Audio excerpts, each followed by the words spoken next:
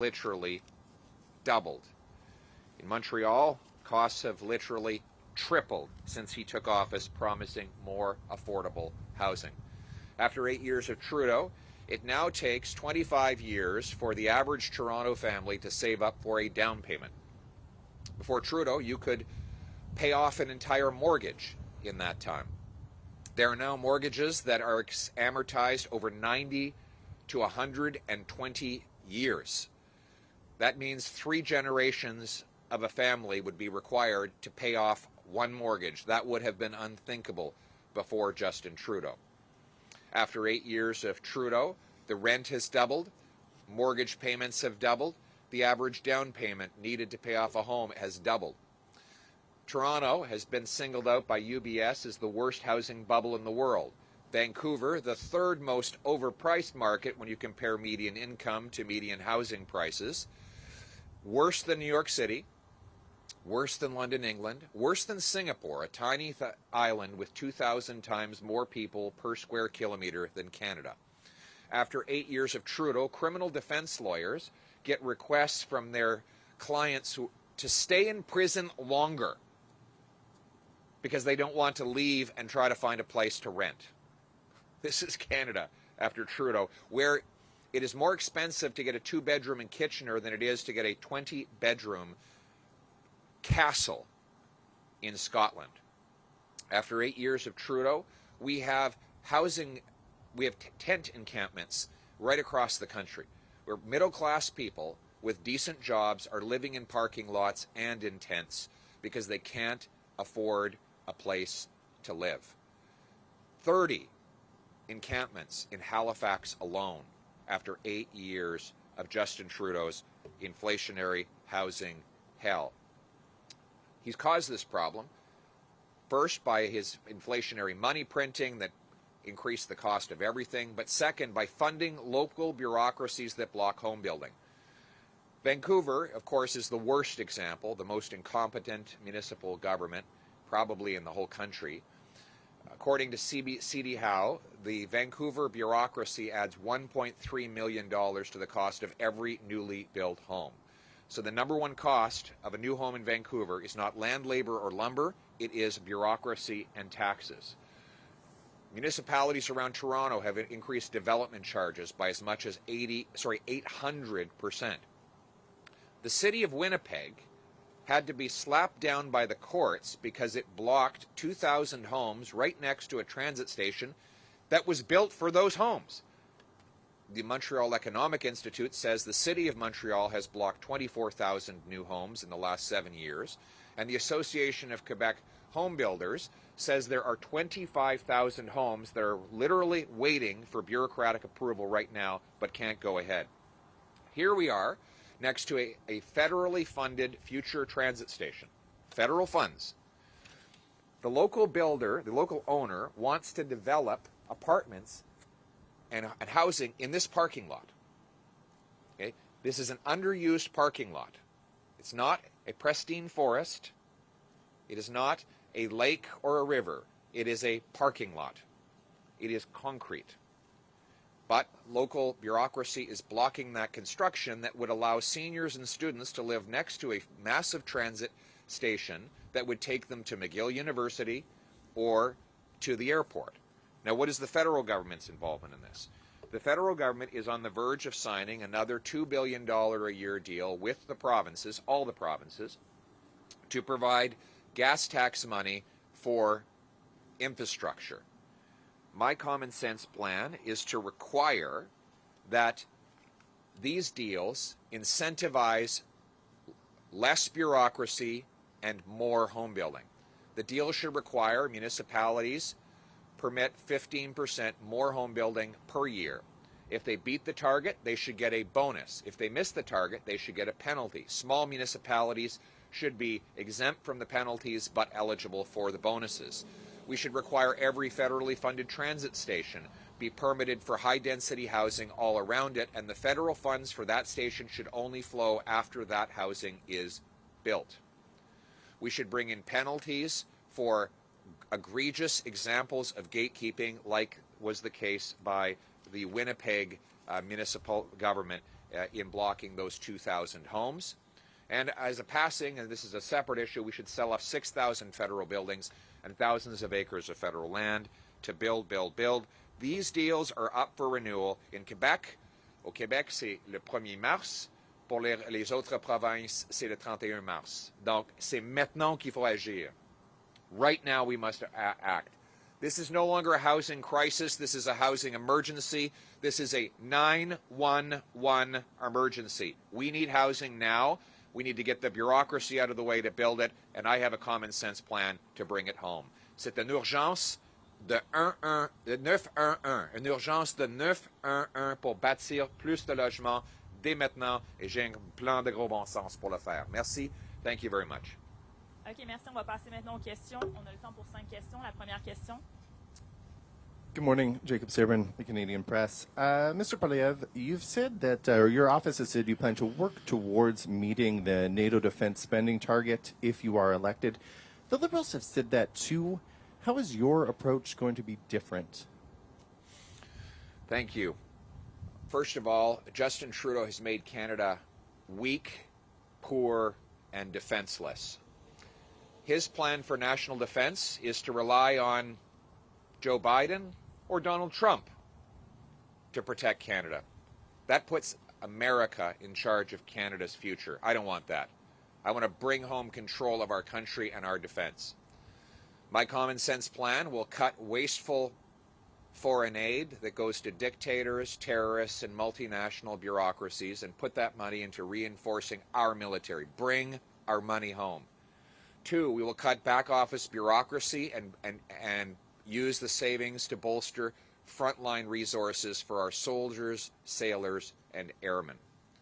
3, we will get rid of the corruption and incompetence in our procurement. We are wasting billions of dollars profiting these defense contractors that should be used to get the best value for our troops and our taxpayers. In other words, a common sense plan to bring home our sovereignty, our strength, and reinforce our military. Thank you. En français aussi. Merci beaucoup. Justin Trudeau a rendu notre pays faible, pauvre et sans défense. Il gaspille de l'argent et il montre une incompétence totale en ce qui concerne l'achat des équipements pour nos soldats et nos autres troupes armées. Justin Trudeau veut dépendre sur les Américains, sur Joe Biden ou bien Donald Trump pour défendre le Canada. Moi, je veux que le Canada ait la force pour se défendre et la souveraineté pour prendre ses propres décisions. Mon plan de gros bon sens va couper l'aide à l'étranger pour la bureaucratie, pour les terroristes, pour les dictatures et ramener cet argent-là dans nos forces militaires. Deuxièmement, on va éliminer le gaspillage et corruption dans l'achat des équipements et utiliser l'argent pour nos troupes. Finalement, on va couper la bureaucratie qui est en arrière pour mettre l'argent dans les ressources pour nos troupes. C'est ça un gros bon sens c'est ça un plan de gros bon sens pour renforcer nos forces armées et pour encore devenir un pays qui est indépendant et qui est capable de se défendre. Merci. Prochaine question. Bonjour. Qu'est-ce que vous pensez d'une possibilité d'une opération militaire israélienne à Rafah? Je trouve ça très malheureux et je revendique la fin de toute violence avec en demandant que l'Hamas devrait redonner tous les otages. L'Hamas devrait libérer tous les otages, se rendre et laisser à côté ses armes. Si Hamas fait ça aujourd'hui, la violence va arrêter. Merci. Prochaine question. In English? OK, mais j'ai posé ça en français. C'est une question en français. Cubino Duros. Okay, so you're telling me to repeat it in English. Okay. Okay, just fine. We're in Quebec, right? Okay, you've objected to that before, but I will. The violence can end today if Hamas would free the hostages, lay down arms, and surrender all the terrorists who carried out the genocidal attacks of October 7th. I call on Hamas to do that. Otherwise, Hamas has to be destroyed. Thank you. Cubino Duro, CBC. The parliamentary secretary for the foreign minister made very critical comments about his government's policy on Gaza war. What's your reaction on that? Well, it's another example of how Justin Trudeau is a two-faced phony on the Middle East, just like everything else. Trudeau's been absolutely incomprehensible on the Middle East. He has no clear position of any kind. So he sends out some MPs to go to Jewish synagogues and support Israel, and go to mosques and attack Israel, so that he thinks that every group will support his government because he says the opposite thing depending on who he's talking to. He should stop playing two-faced politics, stop trying to divide Muslims against Jews, Hindus against Sikhs, Chinese Canadians against other Canadians, First Nations against Métis, parents against teachers. This Prime Minister only divides to distract from all the misery he has caused. It's time for a leader who takes a clear stand no matter where he is and who he's talking to, and has a backbone to stand by what he believes, and unites the country for freedom, and that's what I will do. En français aussi, s'il vous plaît. C'est un autre exemple où Justin Trudeau a une position que personne ne peut comprendre, en même temps qu'il envoie certains de ses députés à dire des déclarations pro-israéliennes dans des synagogues et anti-israéliennes dans des mosquées. Il essaie de gagner tout le monde en disant les choses contraires dépendant à qui il parle. C'est un manque de courage et c'est une tentative de diviser le pays. Justin Trudeau divise entre musulmans et juifs, chinois et autres, parents et enseignants, sikhs et hindus. Moi, je dis la même chose, peu importe à qui je parle. Je ne suis pas un discours pour un groupe et un contraire pour un autre groupe. Moi, je vais unir le pays en ayant le courage de se concentrer sur la liberté de tout le monde. Merci, on passe à la prochaine question. Oui. Noé Chatier with Epoch Times.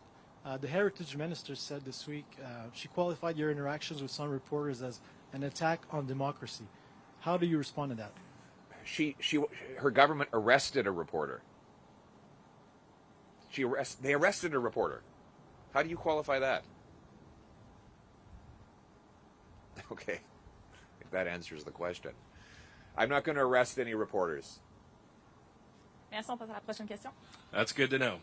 Quinn Patrick, True North. Several people involved in the Freedom Convoy 2 years ago are suing the federal government now that the federal court has found the Emergency Act to be unconstitutional. What recourse do you think should be available to people who had their bank accounts frozen or otherwise had their constitutional rights infringed by the government? Well, the court should decide that, and I hope the Charter of Rights is upheld. Justin Trudeau divided the country. He provoked the crisis. He's now been found to have violated the Constitution. He did it without any scientific evidence. It was another example of how Justin Trudeau has only two principles. One is that the government should control everybody, and two, that he should control the government. The only way he keeps this control, in light of the misery that he has unleashed, doubling housing costs, quadrupling carbon taxes, is by cracking down on the population and dividing people against each other. I will do the exact opposite. I will empower the people from the bottom up. I will unite for freedom rather than dividing to conquer. Thank you. Merci, en français aussi. Justin Trudeau a deux principes. Principe numéro 1, que le gouvernement devrait contrôler tout le monde, et principe numéro 2, qu'il devrait contrôler le gouvernement. Il a causé une misère absolue, l'enfer de logement en doublant le coût de loyer et des hypothèques. Il augmente les taxes et les impôts et il cause la souffrance à travers le pays. La seule façon qu'il peut maintenir son pouvoir, c'est en divisant les gens et en attaquant les gens. Moi, je vais faire exactement le contraire. Je vais donner plus de liberté aux gens. Je vais permettre les Canadiens de reprendre le contrôle de leur vie dans le pays le plus libre au monde, au lieu de diviser Pour conquérir, on va unifier avec la liberté. Merci, ça conclut la conférence Merci de beaucoup. presse.